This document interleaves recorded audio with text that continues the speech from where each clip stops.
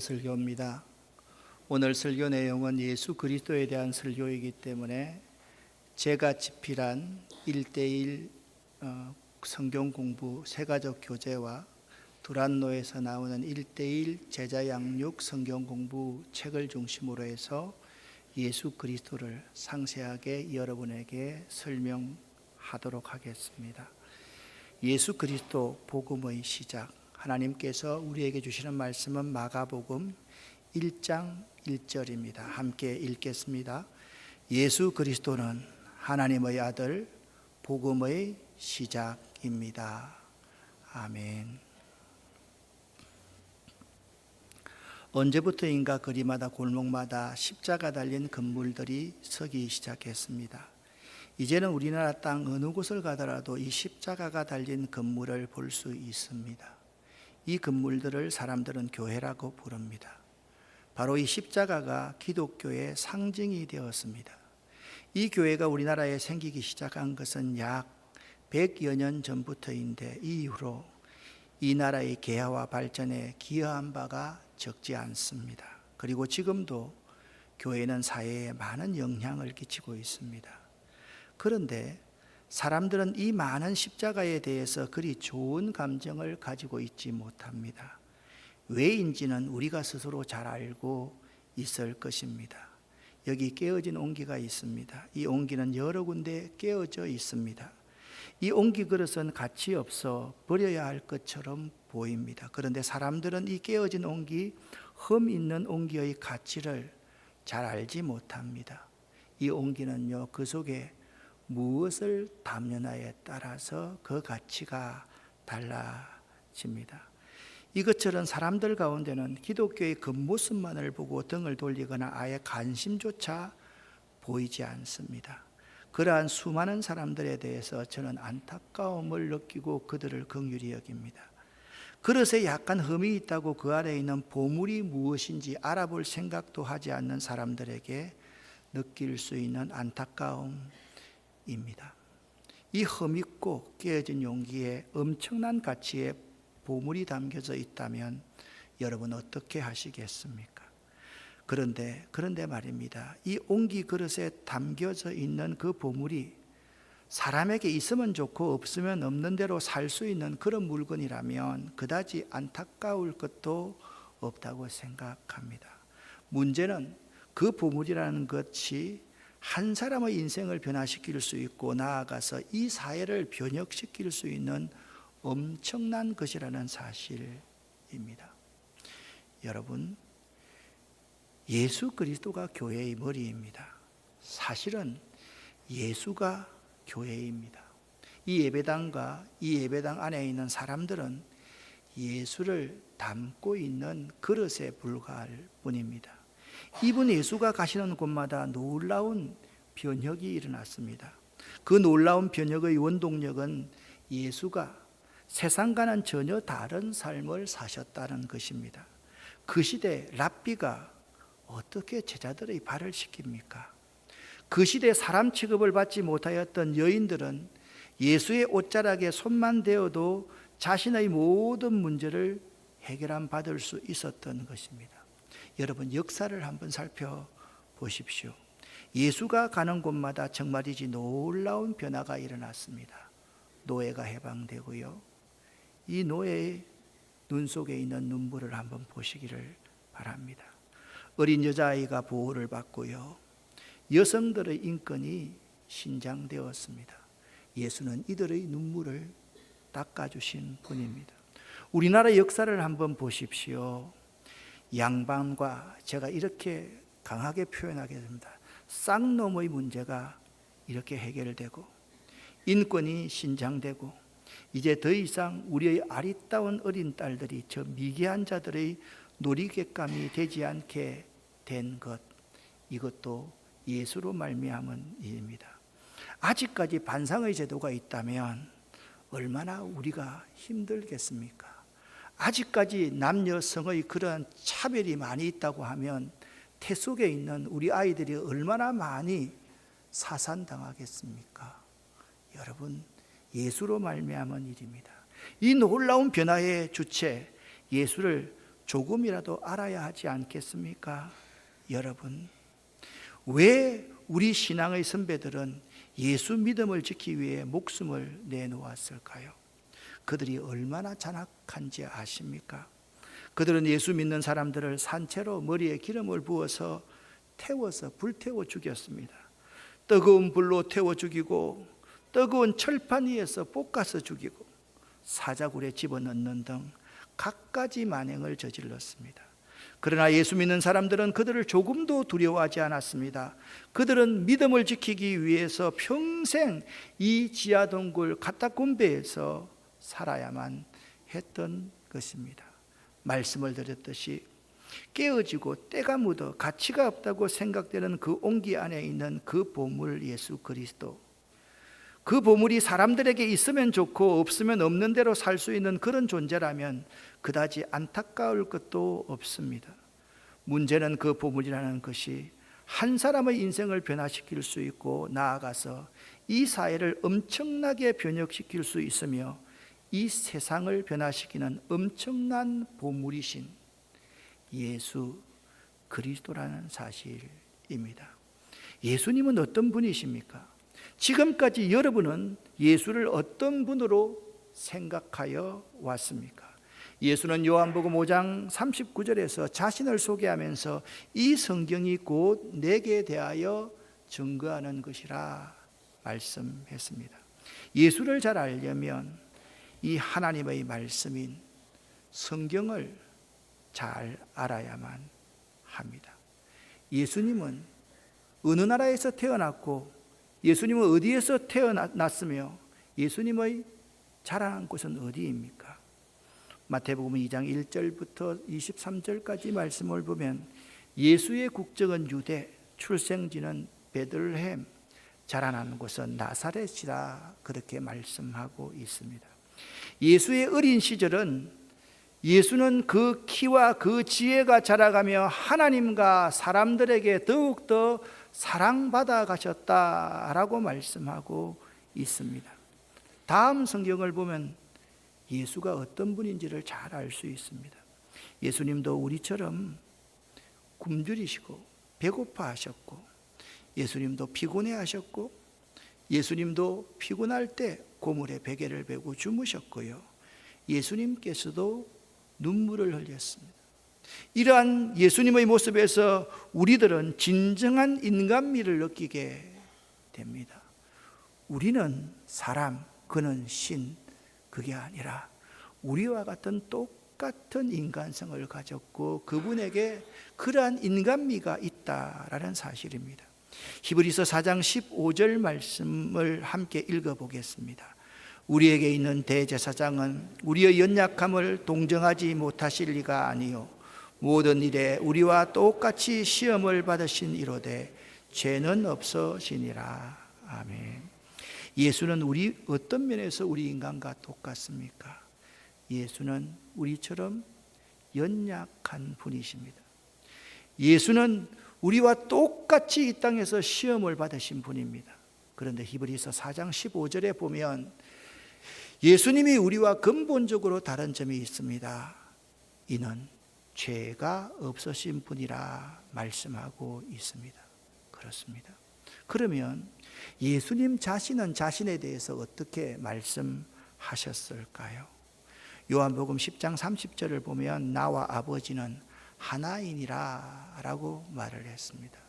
이 말을 가만히 들으면 좀 건방지고 나아가서는 독선적인 것 같은 발언입니다.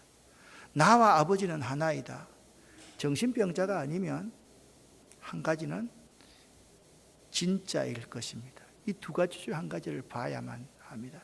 예수는요, 자신이 아버지와 똑같이 공경을 받으실 분이라고 요한복음 5장 23절에서 말씀하고 있습니다.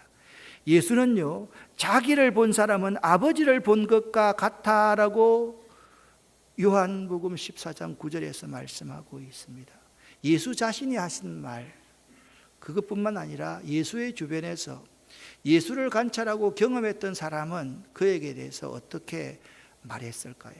본인의 말도 중요하지만 예수 곁에서 그를 본 사람들은 그를 어떻게 생각했는지를 한번 보겠습니다. 그들은 어떤 사람들이었습니까? 배에 있는 사람들이었습니다. 그들은 백부장과 함께 예수를 지키던 군병들이었습니다. 의심 많은 도마였습니다.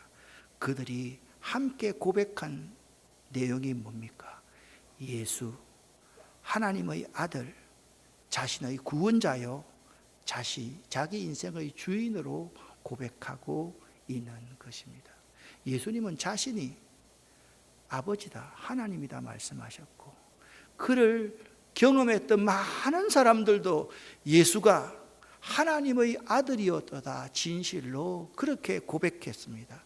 이 예수님은 이런 일을 하셨습니다. 사람들은요, 자기를 소개할 때 자기의 양력과 경력을 말하기도 하고 이력서를 써서 자신을 소개하고 있는 것이 필수적인 시대가 되고 있습니다.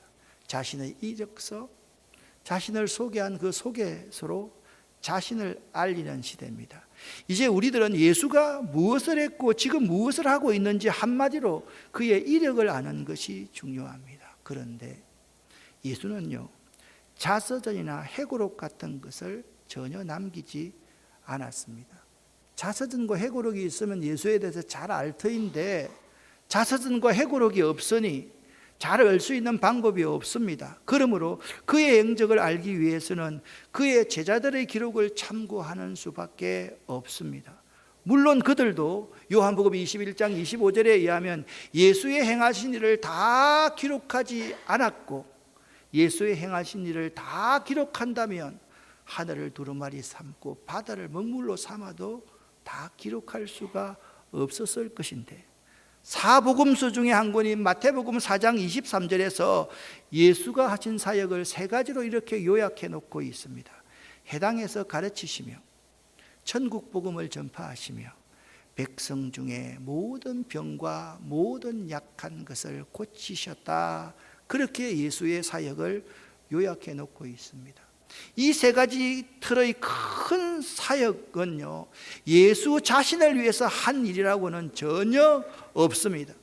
예수께서 한적한 곳에 나가서 쉬고 싶으셔도 많은 사람들이 구름대와 같이 예수께 몰려왔기 때문입니다. 예수의 눈과 예수의 마음 속에는 오직 가련한 백성, 목자 없는 양들과 같은 그들만이 예수님의 눈과 마음에 자리 잡고 있었던 것입니다. 예수님께서는 구약 성경의 예언을 인용하여 마태복음 11장 4절 5절에서 이렇게 말씀하셨습니다. 너희가 가서 듣고 보는 것을 알리되 맹인이 보며 못 걷는 사람이 걸으며 나병한 자가 깨끗함을 받으며 못 듣는 자가 들으며 죽은 자가 살아나며 가난한 자에게 복음이 전파된다 하라. 이와 같은 생애를 보낸 예수에 대해서 여러분은 무엇을 느낄 수가 있었습니까? 저는 예수는 하나님이시다, 예수는 하나님의 구원자로서 정말이지 대단한 능력을 갖고 계신 분이시다라는 사실을 느낄 수 있습니다. 또한 예수의 생애에 어떤 면이 여러분에게 감동을 줍니까? 저는 예수께서 예수님처럼 이렇게 철저히 자신을 위해서 살지 않고 타인을 이롭게 하는 삶을 사셨다는 것이 저에게 매우 감명이 되었습니다. 여러분, 예수라는 이름의 뜻은 구원이라는 뜻이며 예수 그리스도 메시아라는 것은 기름 부음을 받은 자라는 뜻입니다. 그러므로 예수 그리스도는 죄인된 인간을 구원하기 위하여서 이 세상에 오신 하나님의 아들이십니다. 또한 역사를 좀 아는 분이라면 예수님은 인류 역사를 변화시키신 분이십니다. 누구나 전 세계와 모든 종교를 통틀어서 예수 그리스도가 가장 위대한 분이라는 말에 동의하지 않을 사람은 지식인 중에 아무도 없을 것입니다. 그분은 분수령으로 인류 역사를 주전, 비포 크라이스트, 예수님 오기 전과 아노 도미니, 주후로 구분하신 분이기 때문입니다. 예수의 복음이 전하여진 곳에는 어느 곳에든지 국가나 개인의 생에 커다란 변화가 일어납니다. 역사를 히스토리라는 영어로 사용하고 있지 않습니까?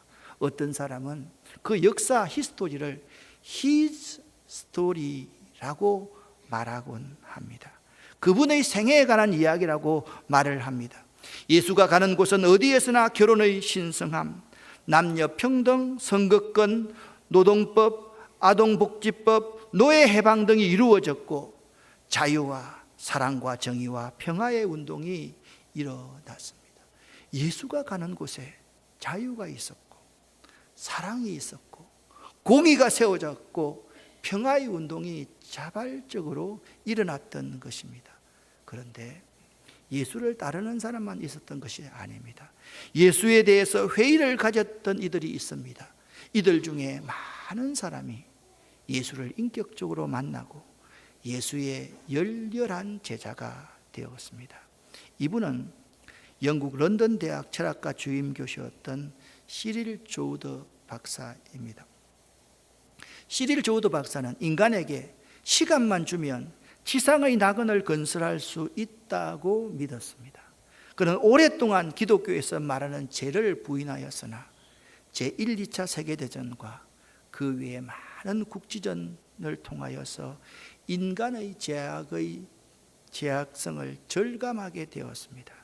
마침내 이 시릴 조우더 박사는 그 죄의 해결은 오직 십자가의 구속에서만 찾을 수 있다는 것을 믿고 예수의 열렬한 제자가 되었습니다. 이분은 뉴웰리스입니다. 이 뉴웰리스는 미국 남북전쟁 당시의 장군이요 문인으로 기독교 신화를 영원히 없애버릴 책을 써서 인류를 그리스도에게 매여있는 굴레로부터 벗겨주자고 그의 친구 한 사람과 다짐하였습니다.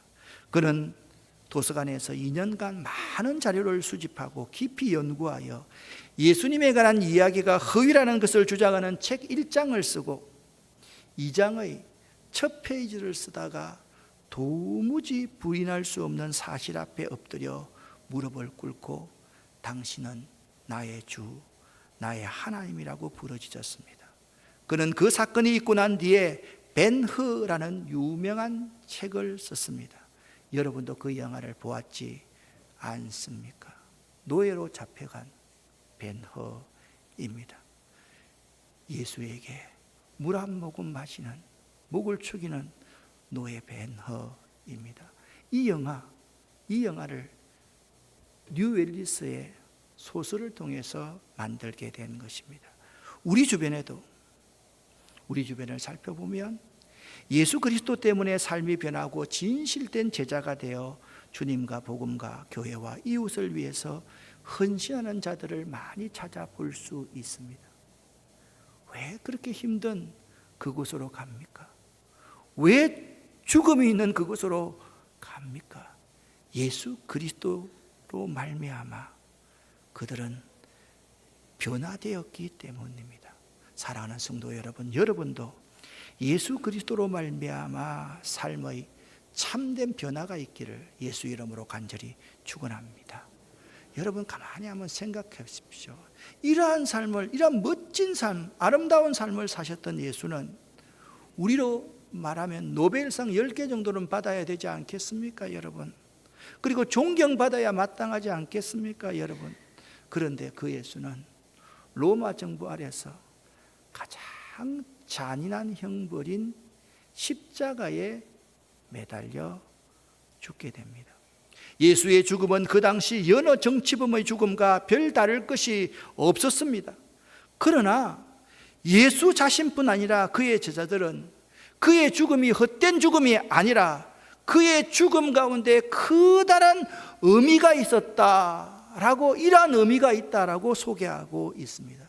마가복음 10장 45절 말씀을 보면 예수가 십자가에 죽으신 것은 많은 사람의 대속 제물로 죽으셨다. 할렐루야. 그렇게 말씀하고 있습니다. 로마서 5장 8절 말씀에 우리가 아직 죄인 되었을 때 그리스도께서 십자가 위에서 우리를 위해서 대속의 피를 흘리심으로 말미암아 하나님이 우리에게 대한 자기의 절대라고 절실한 사랑을 확실히 증거해 주셨다. 그렇게 말씀하고 있습니다.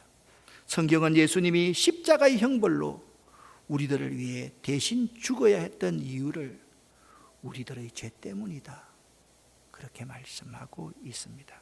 죄가 무엇입니까, 여러분? 하나님 없이 나 혼자의 힘으로 이 세상을 살아가려고 하는 것, 그게 죄 아닙니까?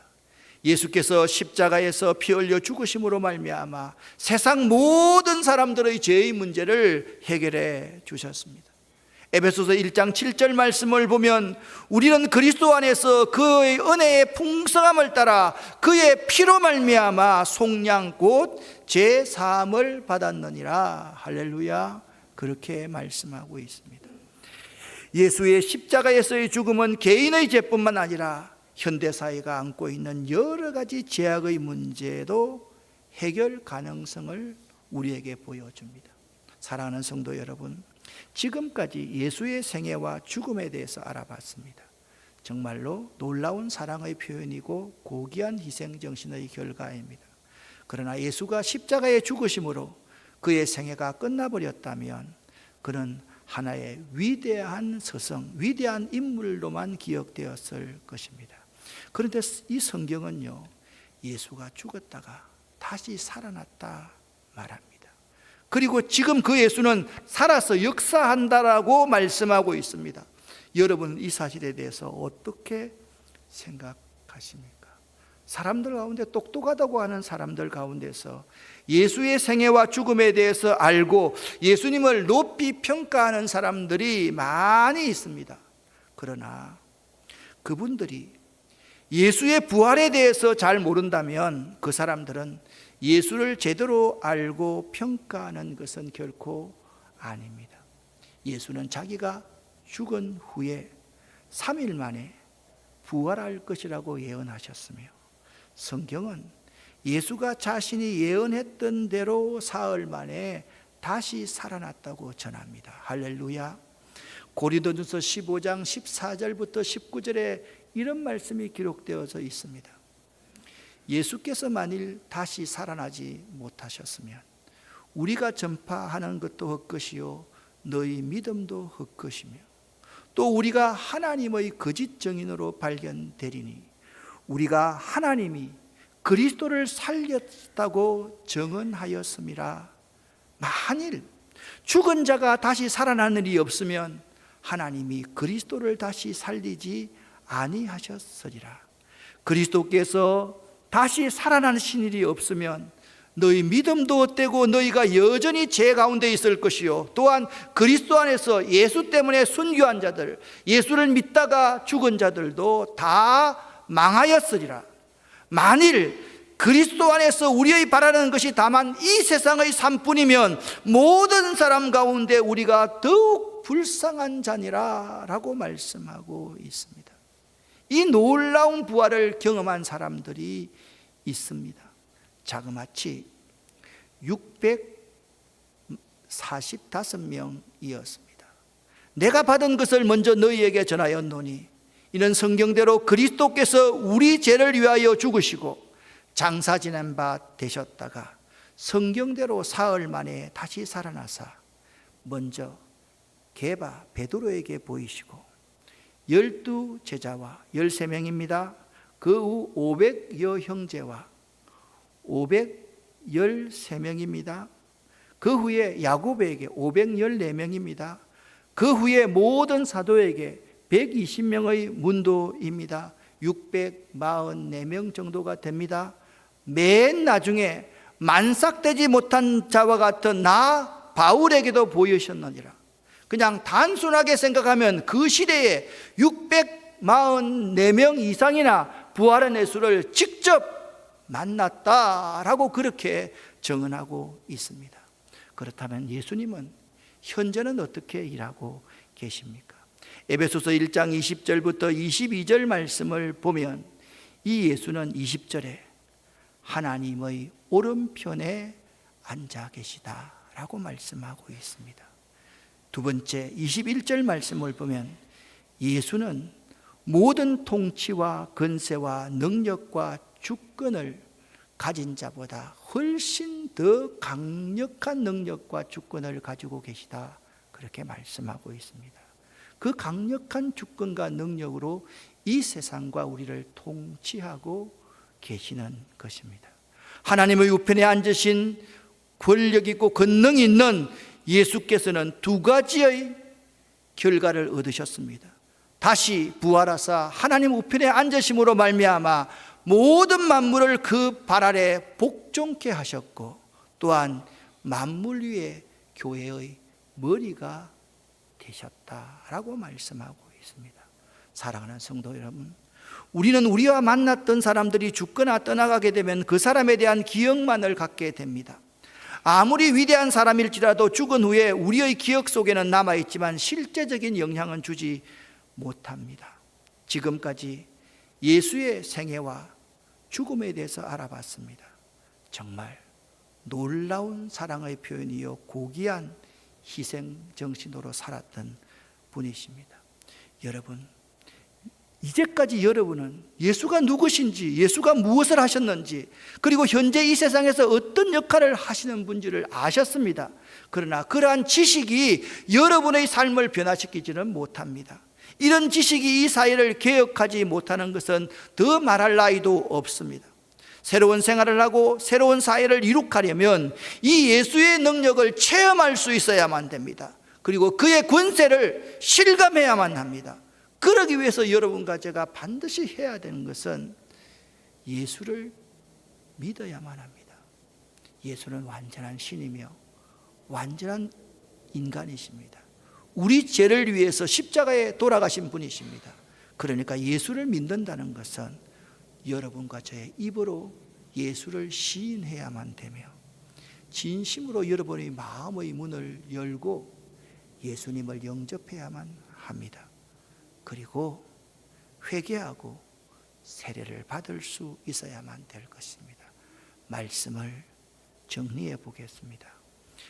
예수 그리스도는 완전한 인간이시며 완전한 신이십니다. 예수 그리스도는 이 세상에서 완전한 삶을 사셨으며, 이 세상 죄 때문에, 여러분과 저의 죄 때문에 십자가에서 대속 제물로 죽으셨습니다. 그리고 예수 그리스도는 사흘 만에 다시 살아나셔서 이 세상과 여러분을 그분의 권능과 능력으로 다스리고 계십니다. 이 예수 그리스도를 믿게 될 때 여러분들이 변하고 이 세상이 변하게 될 것입니다. 다음 주에 이어서 하나님 말씀을 듣겠습니다. 기도하겠습니다. 살아계신 하나님 아버지, 시리즈로 설교하는 두 번째 설교, 예수 그리스도에 대해서 저희가 함께 말씀을 나누었습니다. 예수를 진심으로 입으로 시인하며 마음 열고 그분을 받아들이기를 원합니다.